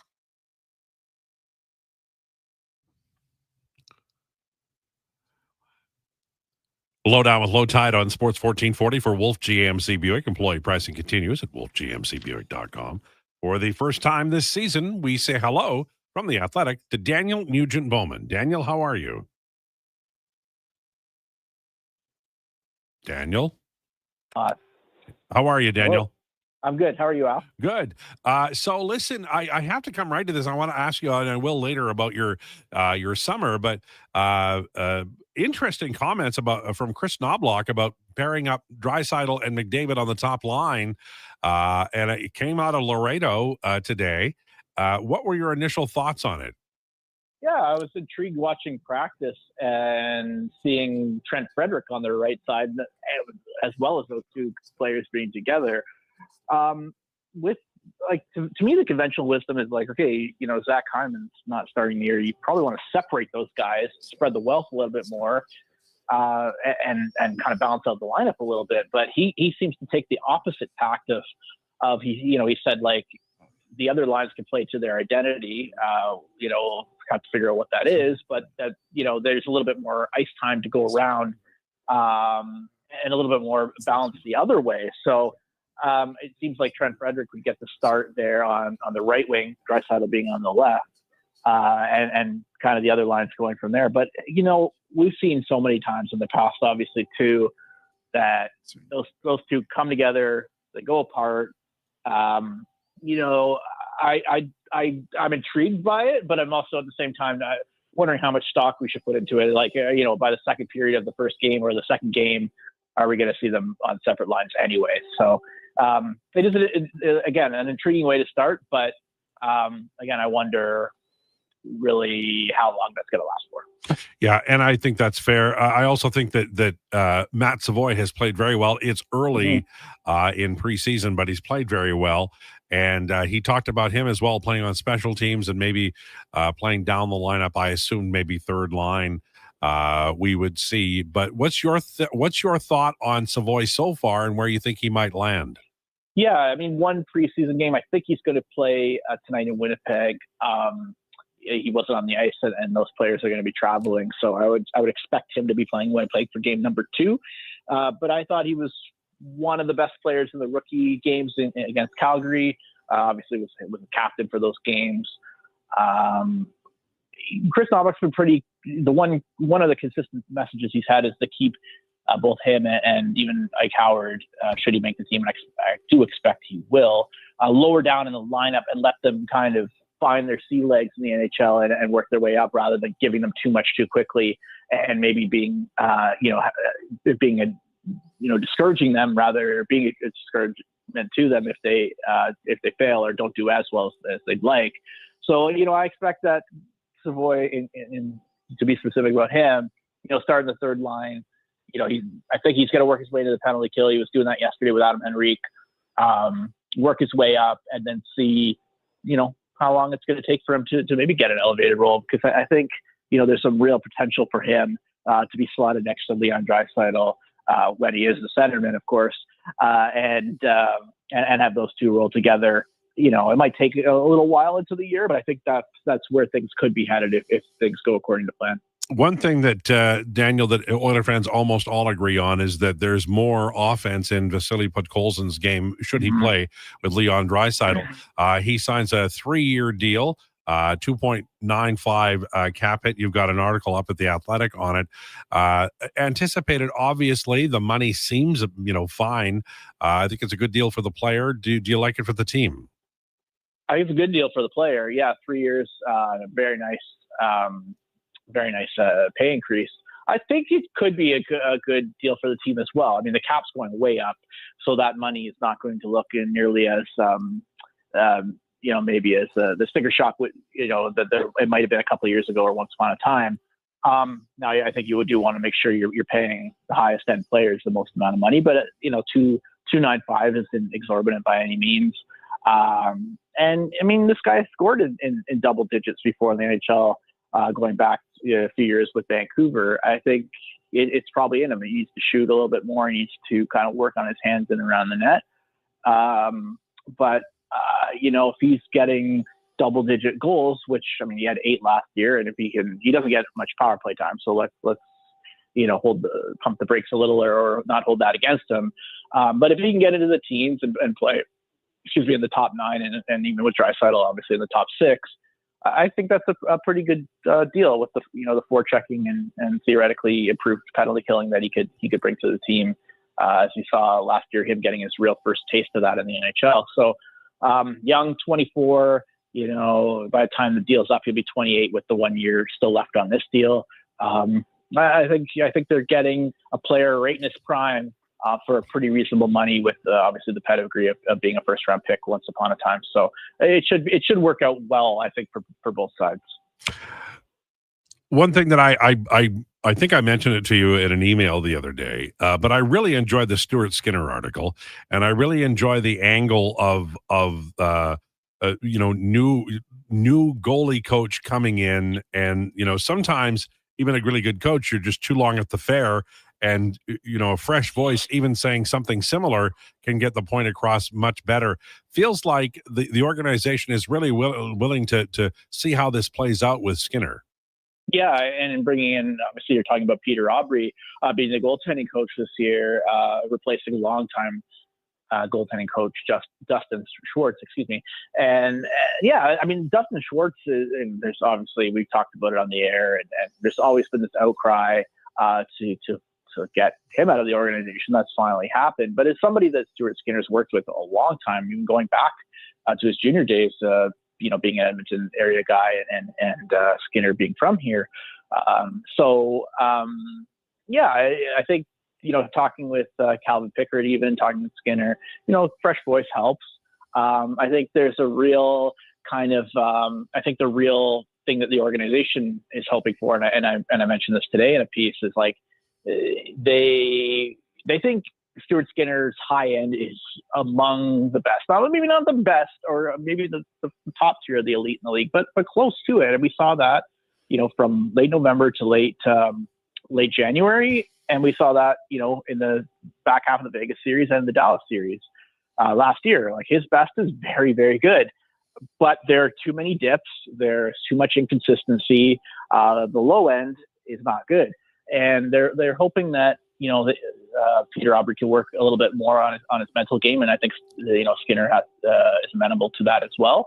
And getting that consistency higher so that he's playing at his top end a lot more often and with fewer drastic dips. And, there's obviously, again, a huge goaltending is a huge topic here, and one that, I think people wanted to see a change in that position this past offseason. There wasn't a lot out there, and I do get the point of going back to Skinner, and I think if you're not going to change the goaltender or goaltenders to get a new voice, like you mentioned, Al, and this could do some wonders for Skinner. And of course, he and Calvin Pickard in the last years of their deals. And if it doesn't pan out, you can go another direction, of course, too. Daniel, I wanted to ask you, 127, Daniel Nugent-Bowman, our guest from The Athletic on Sports 1440 and on YouTube. I wanted to ask you about your summer because, nobody's going to feel sorry for you, Daniel, but you've been 2 years in a row really late into June and just before, the draft and free agency. The Oilers have been deep into two Stanley Cup finals. So, for you, it's a marathon, not a sprint, and I get that. But were you able to get enough time in the off season where you've, kind of recharged the batteries? Yeah, and I guess for the 23rd, I guess we're into fall now officially, yes. which yeah. I didn't even realize because the weather's been pretty nice. We're lucky, but yeah, it did seem like summer just breezed by. February seems like it has 55 days every year with how long and dreary and dark and cold and all that is. It is at that time of year, and the summer feels like it is 2 weeks long, especially when your summer starts in July and not in May in late spring. But yeah, I mean, I had enough time. Some of your listeners might know, we moved into a house last September, so I thought maybe. They were down 2-0 and trailing in the third period of Game 3 that I might have some time to work on a few things around the house, but that didn't happen until July. The list didn't get fully finished, and my wife reminds me of that. So trying to do a little bit more in the fall here, but no, it was enjoyable. I did play a little bit of golf, and our family did get to Ontario just for 10 days or 12 days or so. Which was nice to see some family. The kids got to see their grandparents and aunts and uncles and stuff. So that was good. But it was a little shorter in that sense than we like. But hey, we got to cover a lot of good playoff hockey. So there's the trade off there, of course. Yeah, and it's good to have you back. I love your writing, and I love having you on the radio. So from the point of view of the seasons that rolls out now, do they do it? I always want to ask this question because I know why they do it. They fly to Winnipeg day of, but I've talked to Struddy, and this is the game that he always said that no veterans wanted to play. Because you've got to, you show up, you fly out, you're going to play that night, you come back, there's a game tomorrow night, there's a chance somebody will play tonight and tomorrow night. That's tough sledding. And I wonder, it looks like they're going to play David and Draisaitl with Frederick tomorrow night, based on reporting. Jason had that. I know you did too. So where is it one where guys, when they see the name, they not necessarily roll their eyes, but time to buckle up? Why me? Why did I draw the short straw, right? And what's interesting, I don't know if this is out there or whatever, but next week, they've got a Tuesday, Thursday set in Vancouver and Seattle, and I can't remember which order. But last year and in previous years, I can't remember if they did it the year before, but they've always sent the whole team there and done team building and all that jazz. But they're actually coming back for those games too. So those are long hauls too. And of course, by next week, the roster will be trimmed considerably. And I think you're going to see most of the team head down there for the Tuesday game, come back that night, practice or do whatever the heck on Wednesday, and then do the same thing on Thursday, basically in the same place, because Seattle and Vancouver are so close. So the preseason is not a lot of fun. It's not a lot of fun for anyone. How many jobs are really available on this team? One, maybe two, and that's probably liberal in the thinking or whatever. There's not much to be had here, and that's why I'm really looking forward to, as I'm sure a lot of the players are, going to 4 games next year, because the preseason is at 8 games is incredibly long. But you get to the heart of your question. Yeah, Winnipeg, having to turn around is going to be pretty tough tonight, and especially for the however many players have to go tomorrow. I don't think it'll be very many because they have a pretty big roster here right now. But next week, as I was kind of getting to, might even be worse for the players than tomorrow or tonight and tomorrow will be. A couple of quick questions from listeners before we let you go. Your thoughts so far on Tomasic? I like him. I think there's a lot of intrigue, and there's a lot that the organization is still trying to find out. they started him in camp on McDavid's right wing, and now obviously David Draisaitl playing together is kind of the loose plan or the plan. And Chris Soblock, I was asking about Tomasic today, and they're going to try him at center because that's the position he's been kind of more accustomed to recently. Had a nice long chat with him today, played both positions. I don't think there's a ton of physicality, and I think there's some stuff, offensively that there's going to be a little bit of work in progress kind of coming over here. And, center, he has played in the past, but he did take a long stretch of not playing center and playing wing, I think, in the Czech Republic or Czechia would have been the last stop before he went to Sweden and then became a center or got back into that. So there's going to be a little bit of an adjustment period. You can put him on the wing with somebody who likes to dish, and he does like to shoot. But yeah, he's very much still getting his feet wet. And my thought, though, would be to get him up a little higher on the lineup while Hyman is out, and see if they can put him with the center and see if he can score a couple goals to get going here. Because I did talk to his general manager in the SHL last week, and he's saying it's tough for guys of his age to come over, and you need to feel confident. So that'll be kind of the real key there for me. I think you want to get him playing a little higher up and getting some offense into his game, but they seem to be a little bit more inclined right now to playing him a little lower and playing him at center. So I think he's like a lot of guys where they can be moved around. There's some there's a bit of a fluidity into where some of these guys like Thomas can go. Final one, same basic question about Lepinen. There's no room for him on the roster, but how has he looked?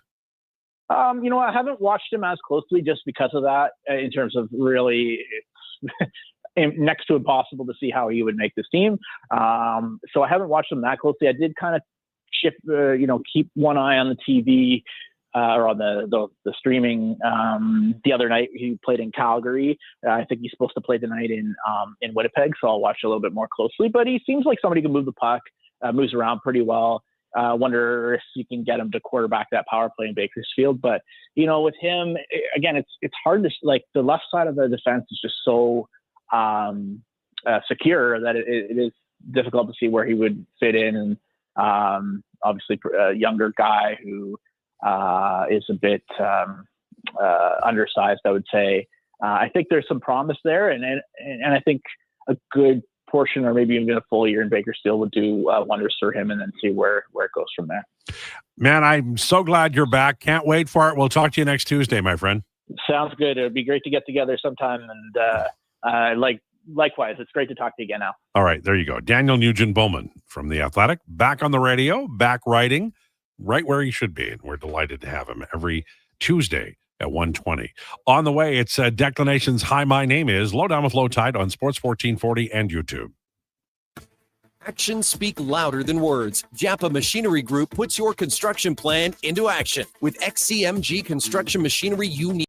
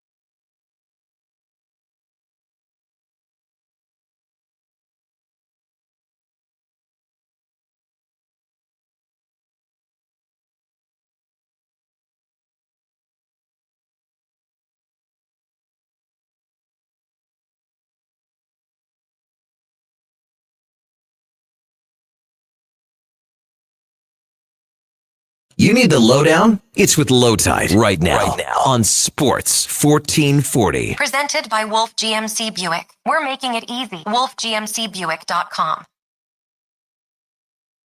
Lowdown with Lowetide on Sports 1440 for Wolf GMC Buick. Employee pricing continues at WolfGMCBuick.com. Little Margaritaville there on Twang Tuesday. Thanks, by the way, for all your text in, both on YouTube and on the text line in regard to my recent marriage to Karen. I appreciate that very much. Very kind of you. It is time now for Declinations, brought to you by Elks Nation. 2 weekly podcasts with Eddie Steele and Declan Krueger, breaking down the green and gold, the most in-depth Double E football coverage on the planet, although Space Station apparently a really good one up there. On YouTube and anywhere you get your podcast, it's Declinations.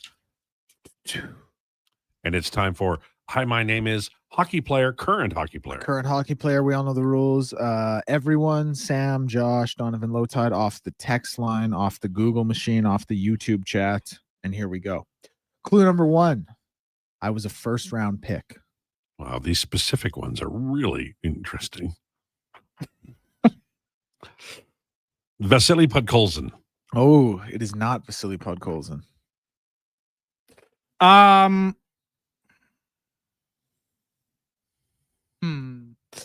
will.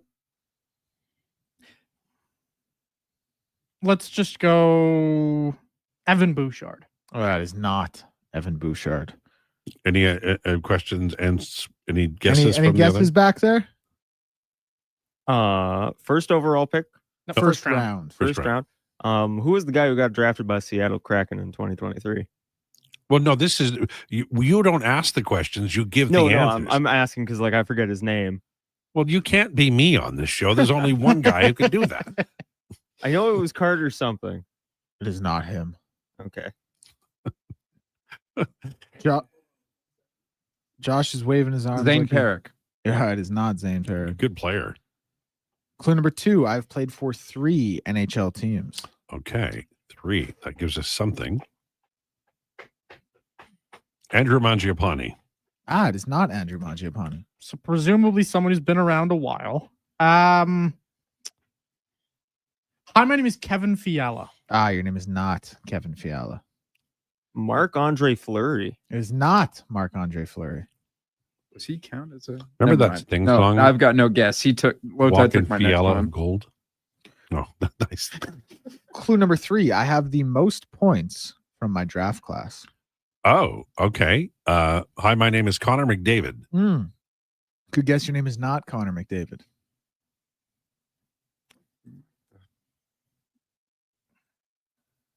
Three teams, eh? Oh, damn, right. But most points in his draft class. Now I'm just stuck on Kevin Fiala. Again.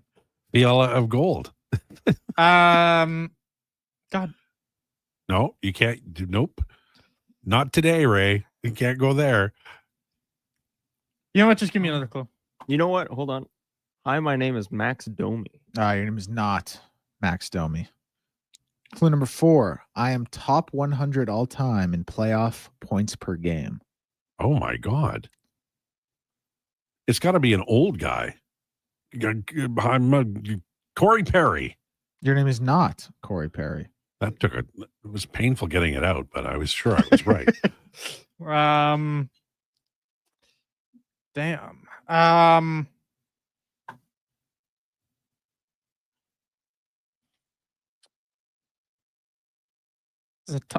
Hi, my name is. I hate this guess, but hi, my name is Philippe Deneau. Your name is not Philippe Deneau. Couple 100 points all time. Got any guesses back there? No, I'm busy. Oh, wow. No, I feel that. Wow. I'm working. I This guy's feel that. big timing us. I've been there, Josh. I feel that. Don't let him clown you. Markstrom? It is not. Okay. Clue number 5. I have finished 4th in MVP voting twice and 3rd once. What the HE double hockey sticks is going on here? Sorry, repeat it. I have finished 4th in MVP voting twice and 3rd once. Huh. This has got to be like somebody who plays for Washington now. Where does Kevin Fiala play? Well, that clue definitely tells me it sure as hell ain't Kevin Fiala second time. 3 teams. 3 teams, first round pick, MVP caliber player. Might just be at this point hanging on based on the playoff points. It's obviously not Jamie Benn. No. It is. Who's just kind of hanging on here? It can't be Tyler Seguin because that's only 2 teams. Who was on the depth lines for Florida this year that used to be a scorer? Obviously not Brad Marchand. No. I have a guess, and it's probably really wrong, but is my name Phil the Thrill Kessel? Your name is not Phil Kessel. Is my name John Tavares? Your name is not John Tavares. Another clue, man. I'm still struggling here. Yeah, me too. Okay, clue number 6. Could you make it a good one? I've played over 1,200 career games. So this is an old timer. Old timer. This is like, jeez Louise. This is a guy who played for Chicago or Pittsburgh. You know, hi, my name is Patty Kane. Your name is not Patrick Kane. Damn. Oh my God. You know, if it was a retired guy, I'd just say Miro Shatan. Oh no, I didn't mean Miro Shatan. I meant the other guy. The guy in Ottawa who ended up going to Hausa? Yeah. Man, he was good. Would you guys like clue number 7? Yeah, these are yeah. These are what? Nothing. Okay. I don't want to be critical of you. No, hey, I would hope not, because I put a lot of work into these. Clue number 7. I am top 50 all time in assists. Is this the last clue? Yeah, but I have a bonus one as well if you guys need it. Because these are like, you know, top 50 all time. If we don't get this, we're going to be. Listen, I will say this. It's a bad beat. My name is Mark Messier. Oh, active. So Oh, it not has to be him. active. Well, Messier could still play. Good guess, Very though. well could. Also 1 hearts. Damn. I know, right? We're gonna be kicking ourselves for missing this one if we miss it. Man. Old guy, still active, but never won a Hart Trophy, but was that caliber player. Did he ever win a Stanley Cup? No. Oh, so it's Toronto. No, but he's top 100 in playoff scoring. Oh, right. So it can't be. So it Toronto. can't be Toronto. Well, top 100 in playoff points per game. Oh, okay. Never mind. Well, it could be Toronto. Could be Toronto. But I don't feel like it is Toronto. No, Tavares was already guessed. Because by John. Tavares ain't it, and he only had 2 teams. Can't be one of their big boys. Cannot be an Oilers big boy. Hi, my name is Artemi Panarin. Your name is not Artemi Panarin. It's a good guess, though. That is a good guess because 3 teams too. Man, oh man. We might have to throw Declan over the balcony after this. I agree. No. Throw him over the balcony. Accidentally run him over in the parking lot. No. Well, it kind of seems to me like this is a you guys problem. Maybe we could do it so he can crawl to the Lego store, you know, something for impetus. You know, I just watched the first Naked Gun again over the weekend. Great show. Run him over with the steamroller. God, I love that movie. Absolute classic. Yeah. Do you guys want the bonus clue? Yeah. I spent 15 of my seasons with 1 team. Oh, so he's gone cup chasing in recent years. Okay. Does that help really? Not particularly. No. Any final guesses?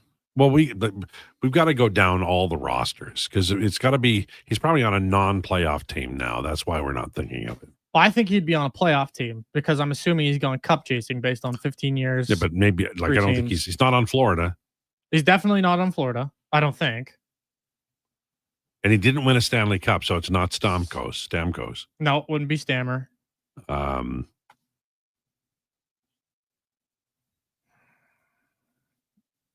God, this is going to be such a bad mess. How can we not have this by now? It's probably somebody like Brent Burns that we're just not thinking of. What the hell? Hi, my name is Brent Burns. Your name is not Brent Burns. Shout out Ryan the Avs fan, Jeff, and Husks. They all got it first. They all got it at 148. Uncle Buck as well. You got it at 148. Shout out you guys. Then Real Slim Davey got it at 149. And a couple more after that. Miserable performance by us today. Yeah, we dropped the ball hard. We are not worthy. No, not yet. I want one more. It'll be sucky, but I'll do it. What if it's Eric Carlson? Eric Carlson. Your name is not Eric Carlson. Well, you guys have good guesses today, though. We don't. Nothing you say to us will make us feel better. You want the answer? We resent you right now. I want you to know. I'm going to rain down blows upon you. Your name was Claude Giroux. Yeah. It's my daughter's favorite player. Really? Yeah. She loves Claude Giroux. That's a bad miss. That's a terrible Well, miss. he's so famous, and I knew it was going to be some damn team I wasn't thinking about. Who thinks about Ottawa in the playoffs? Yeah, that's a fair point. I also I blame Declan. I blame Declan too. You guys knew it was the second most points from his draft class, by Who? the way? That 06 draft class? Nicholas Backstrom. He was a stud. Yeah. He was so good. I loved him. I'm still mad about the Olympic thing. Was that Backstrom? We got the hosed on the Olympic thing? I don't remember. Okay. I could be wrong. Claude Giroux had. Claude Giroux. Well, we did our best. You know what? Pretty crappy ending to a pretty good show. Ottawa is kind of a blind spot in the sense of Yep. I just overlooked them. He only had like 18 regular season games with Florida too. My friend Dave goes, Giroux, and I didn't look at my phone, which is good, you know. Yes. Good for you to keep the integrity of the game. Yeah. You know what's really weird? Like, I have been in broadcasting for 45 years, and I'm still not used to. I just said something about it feels like Chris Knobloch is rejecting Stan Bowman's summer, and now it's up, and I retweeted it. Is that you? Well done, young man. Wow. I didn't think he was doing anything over there. There were some good guesses on the text line here. You don't know much about what goes on outside of that little bubble right there. You damn straight. I'm gonna keep To be fair. keep it that way. You know, I have no plans to learn the board, as a for instance. You didn't learn my name till like 3 weeks ago. Honest to God, I taught at Yaremchuk. I remember I would have to say what's his name again? Now Yaremchuk's shooting the moon, but I'm bad with names. I called you Declan and you Donovan all the time. Still do. You still do. Yeah. I'm Although convinced you still can't tell which one. No, I like you guys in front of me. That helps. Because you are completely untrustworthy and you're worse. I'm pretty trustworthy. You can tell me anything. And then you'll hear it a different way 2 days later. Yeah, then you can trust me then too. Yeah. Yeah. Kopitar, I can't believe he's retiring. Me either. Like he's still running over people. He still has so much game left. He is still the best player on that team. Well, and you know what? And like I like Byfield, but Byfield needs to pass him before he retires. I don't think Byfield will. Then that was a bad pick because he was taken high. You're second overall. Wait, to pass Kopitar? Yeah.